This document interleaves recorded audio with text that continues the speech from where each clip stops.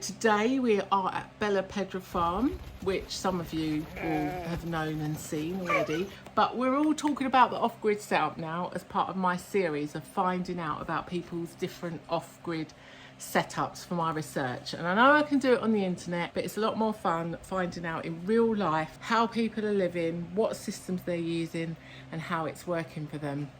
So Cindy, you're going to tell us all about your off-grid system. I want to talk about what you do for water, what you do for power, and what you do for your waste. Those are my main things. Power's the big one. Let's go straight in with the solar. Okay, so I have 4 solar panels, and I think there are 420 watt solar panels. The current ones, because you've just upgraded. Yeah. So the ones that I had before were, I think, 330 watt. I can never remember watt and volt and which one goes with what. Well, which, no pun intended. So they're now, I think they're 420 watt ones, and so which is sort of like almost like the maximum that my inverter can take. So I have 2 red ODO batteries, which are lithium batteries. And I have my inverter, I think it's called an Expert is the brand name. And I got that when I first got a solar power system for the farm. So I got that 4 years ago now. And that one I got a hybrid so that if my batteries go low and the power goes out, I can just fire up my generator and then I've got electricity because then it runs through the inverter. So I've got a hybrid. It can work off the lithium batteries or the generator. You're good. You know a lot about your system. A lot of people just say, oh, I don't know, XYZ companies set it up and it just works. So for the layman who doesn't know what you said 420 or so panels. So for the person who thinks, well, I don't know what that means, I just flick a switch and the electric runs my stuff. What does that run? Roughly? Well, I mean, I've got a freezer, I've got a fridge, and in summer I have 2 fans going 24/7. And then, of course, you fire up your, I charge batteries because I've got like the Ryobi tools that all work with the same battery. So I can charge batteries, I can charge my power stations that I've got as well because I've got an All Powers and Affery power station.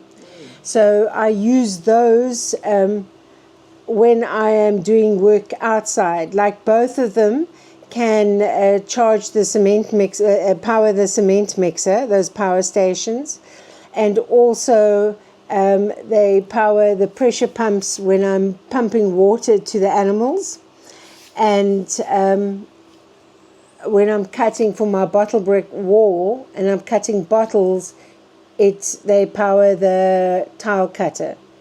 I mean, I could have an extension and use it to the house, but for me it's much easier just to carry the power station around. So a fridge freezer, under counter freezer, charging up all your power tools, charging up all your power stations, what are they called, little generator things, running your fan. 2 fans. Yeah, 2 fans, and they are on. The good thing about the fans is they're going to be on probably when it's sunny, so you're going to have the power. How if it's cloudy, how many days of cloudy days before you run out? So before I changed my system, I would have, after 3 to 4 days of completely overcast and rain, then I would need to run the generator. But with these bigger panels that I've got now, I managed to actually go through like 2 weeks of rain and no sun, and I didn't have to run the generator. Okay. And what was the reason for the upgrade, the new panels? I had a friend that was going through to Spain, and he said they were on special and he could pick them up for me. So that was the So reason. you didn't have any problems or... No. Because one of the questions I have for people, I'm really sorry, I'm eating an ice dolly because it's bloody hot. Do you have any regrets, any changes, and have you made any upgrades since you got the system? But you've kind of answered that. Yeah. Oh, your batteries have changed. Yes, I started off with lead acid batteries. And I would have gone straight for lithium. I mean, that would be and Red Audio, they sponsored me with the lithium batteries, and they are fantastic. So with the lithium batteries, if they go low, the batteries have like a computer built into them. So as soon as the computer built into the batteries detects that they go low, they shut off the power, right? To protect the battery. And so what I've got is I've got a special charger so I will then, because then you can't, if the inverter has switched off,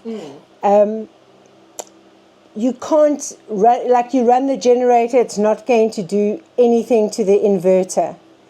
So you've got to kickstart that inverter. So to do that, you have to kickstart the battery, right?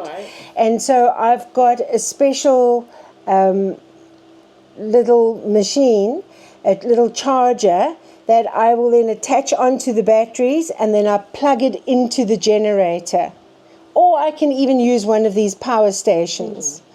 And then that then kickstarts the battery, which makes the inverter click in, and then I can run the generator, which will then charge the batteries and power the house. Okay, that's very complicated. But what I'm thinking with that is, what if you was away and that happened? Because you manually have to kickstart that. So what would happen if you was away? And mind you, that is the thing with off-grid. You've kind of like got to work with it a lot, haven't you? You can't just go off like a normal... I've been sort of really lucky that it hasn't really happened when I'm away, because I'm not charging other batteries and that. It's just, I'm not even putting lights on. It's just, all it's doing is running the modem, the internet modem, or the Wi-Fi modem, and the fridge and freezer. Okay. And then for my bathroom is not connected to this power system. My bathroom's got its own power system. I didn't know that. So I have a very small solar panel at the entrance to the bathroom, and that feeds a solar light. And the hot water is just a gas boiler. So it's just a gas boiler, and then that's connected. So I have hot water in the kitchen and the bathroom, and I've got a flush toilet because I have a very big pressure pump. Okay. So that's the other thing, that my solar power for the house is when you flush the toilet and open the tap or run the shower, the pressure pump automatically kicks in. So that's why you have high pressure water coming out of the shower. And that pressure pump actually uses quite a lot of power. Does it? So during winter, I manage it very carefully. Also with the showering as well, I'm careful. I won't shower every single day. I might have like a basin wash or something like that instead. And then with the toilet, when you've got like 2 or 3 weeks of rain, the best is to go with if it's yellow, let it mellow, and if it's brown, flush it down. So on the subject of the bathroom and energy, you also have gas on the property for your gas cooker and the gas boiler for hot water. Yes. So water we've talked a bit about, but where does your water come from? What's your source? So I've got a water mine and 2 wells on the property, but I'm only using the water mine I use for pigs and sheep's water at the top part of my land, and the other well I used to fill IBC. The one well I'm not even using at the bottom. So this well it's spring fed. So the minute you pump water out of it, it automatically fills up again. And so it's not, yeah, I've been lucky with that. And it's not very deep, but it doesn't have to be deep because it always fills up. And that well, I've got 4 IBC tanks that go for animal water if I ever need, and I've got 2 IBC tanks for the house. But I'm actually only use the 1 IBC tank for the house because the other one, the one on the top at the moment, I'm using for my garden, my vegetable garden. Yes, I saw it. It looks very lush. And right, what exactly is a water mine? Is it where it's been? People have created it. This was obviously done. Probably maybe when they built this cottage over 100 years ago.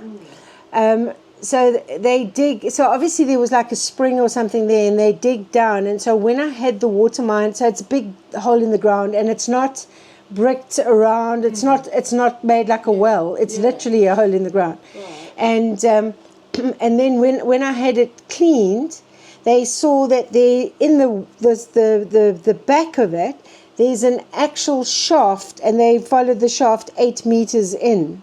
That goes straight to like an aquifer. And so in summer that water mine can get to very low, but it takes like a week, and then it sort of fills up enough for you to fill up 2 IBC tanks again, and that's 2,000 liters. So it takes a week for 2,000 liters to trickle back into it again. Even in the summer? In summer. Okay. And in winter, it's full all the time. So the one with the spring is the one down in that field. What's the one with the field that you can't access now?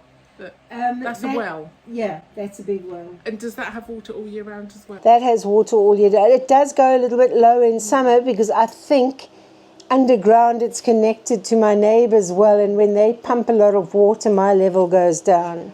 So you're well covered for water. What about, so you pump it up to the house from the well with the spring? I've got a big, so my pump that I've got over there, it's a petrol pump, and it's a Briggs and Stratton, and it's very, very strong, so it powers water. Like, it doesn't take long to fill all these IBC, because I fill 4, 6, 7, I fill 8 IBC tanks over here from that, and you don't even always see the water. That's 8,000 liters I take out at a time, and the water level doesn't really go down. So you have to walk down there manually, turn it on, wait. How long does it wait, and then just turn it off? Yeah, take it on, and then I go and I walk to each.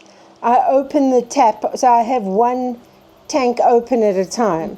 And then when it fills up, then I open another tap, and then I turn that one, and that's how I fill it. So you do have to be physically there doing it, but it is just a matter of turning taps. What made you go for that and not just a solar powered pump that just slowly, gently runs? Because I looked at those, and those were quite expensive, and money and budgeting for me is always obviously has a making in the decision. And what about the water for the house? It's drinking water. How do you filter? What's your filter? I've got a filter outside next to the pressure pump, which I need to change because it's quite green again. But I have tested the water, and the water is fine. It doesn't contain any bacteria or viruses. How often do you have to do that, test it? Well, I tested it for the first time because I got sent from Cactoily this fantastic tester. Details in below. You've probably got details for this as well, haven't you? Anything we mention, we'll put details in the description. And have you ever run out of water? No, I think we answered that. You've never... I didn't run out of water. I ran out of access to water. And so what happened is that I had other pumps that I couldn't... that stopped working, right? those little green pumps that I had. And so I couldn't pump the water from the water mine. And so I was having to carry buckets. But before I had this water thing set up, I had no way to get the water from that mine to IBC tanks. So the anonymous plumber came and he set it all up for me in a 2-week period. But and he came to set it up because at that stage I was filling water bottles and water containers and For all your pigs. And I was sometimes making over the summer 3 trips a day to go and fill up water bottles. That's my biggest fear, running out of water, I think. Yeah. I mean, power, you can run out of power. But since then, it was only last year when the pump down at the bottom at the water mine broke, and then I started like having to take buckets of water again. But now I have a submersible pump in the water mine, and that is plugged into another generator that I've got there, and it's quite easy to start. So that's all sorted now. So now let's talk about lovely waste. Just your grey water waste. Where does all your water go, like from the kitchen sink and the shower and everything? So the water from the shower and the wash basin, that goes out on a pipe into the field below. And when the pigs are in that field, they like to wallow and whatever in it. Over here in the kitchen, the grey water goes out also like a pipe, but it goes down into a field where I've got like a couple of fruit trees. So it goes down there. So you want to know about the poo problem? Oh my God, we've got to know about the poop. We've got to, that's my biggest thing, toilets.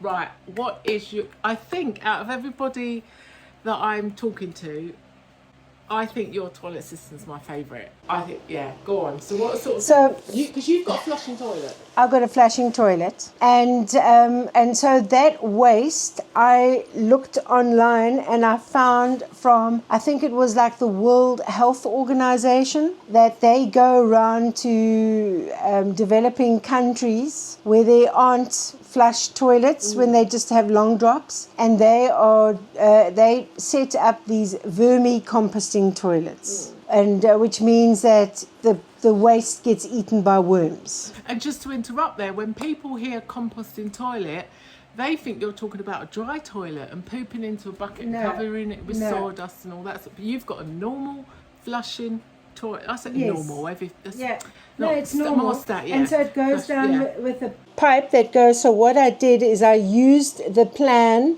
in the manual that I got from World Health to construct this vermicomposting, the pit. So it's got like brick sides all the way around, and then the bottom, it's like, you know, at school when you used to have to make those like sand filters to filter water, it's using that same principle. Right. So you've got like the bigger stones, the smaller gravel, the finer sand, etc. And then so anything that comes out has gone through that filtration sort of system, and then what gets left behind, worms consume. So obviously did you have to order in a load of sand and gravel and stuff? I had that for when I was doing the floor and the building work and that as well, and I had those bricks that I used to put that together. But I'm guessing because of the nature of where you got that information, it's a very low cost option. It must be very cheap. I mean, it cost. Those bricks are so cheap. Those red bricks that they sell here.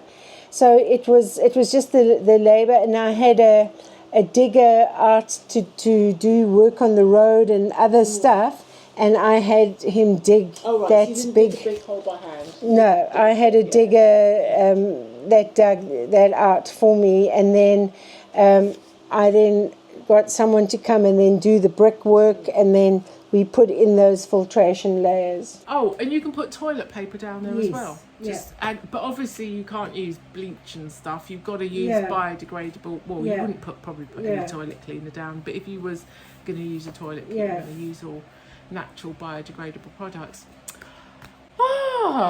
I tell you, it's a great system. Yeah.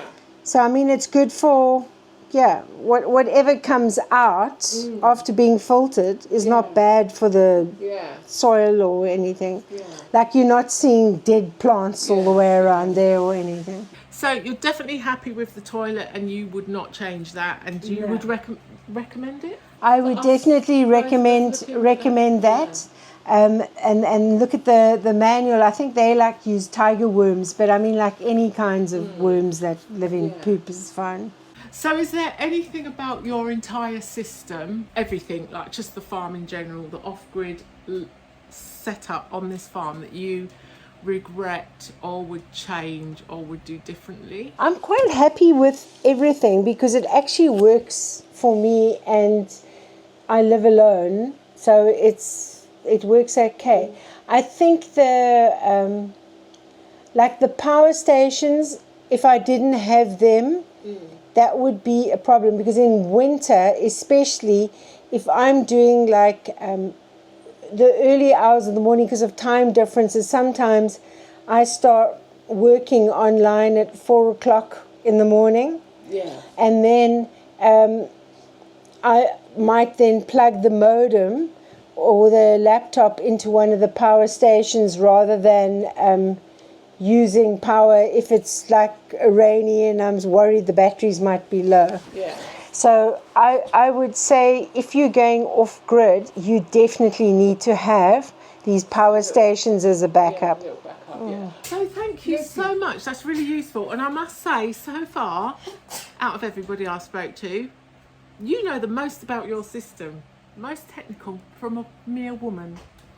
Well, that just shows you. Well, thank you so much. That's really useful, really helpful for those of us learning about all this off-grid malarkey. But the reality, I mean, I know you can look at it all online and you can read, but I just like to see it for real. And I just, Thank you so much. Thank you. A couple of things we forgot to mention was there is rainwater collection also on the farm. And there are a few other solar panels dotted around the farm for things like electric fencing and little supplement items. And Cindy has a wood burning stove, obviously not used at this time of year, but that's a key part of the off-grid setup on the farm. It's because this is cast iron. So now in summer I put oil. I oil it with olive oil that's come from the farm. And it also just stops like if there's any rust or anything, because you're wanting to look after your cast iron. Also, if you want to follow Cindy, you can follow her over on her channel at Cindy Vine Portugal.